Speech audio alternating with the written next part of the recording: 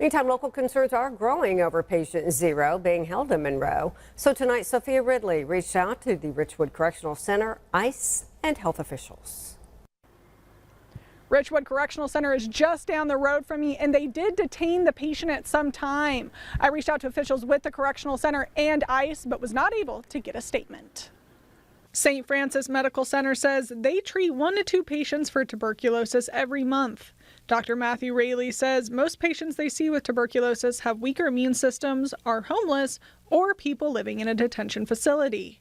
So tuberculosis is a very contagious disease that's all over the world.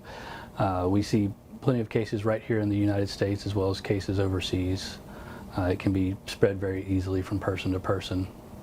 Dr. Raley says St. Francis has not seen an uptick in tuberculosis cases, and most people will never get it. Spokespeople for Monroe Police Department and Washoe Parish Sheriff's Office say neither of their departments ever came in contact with the patient. Reporting in Monroe, Sophia Ridley, KNOE 8 News.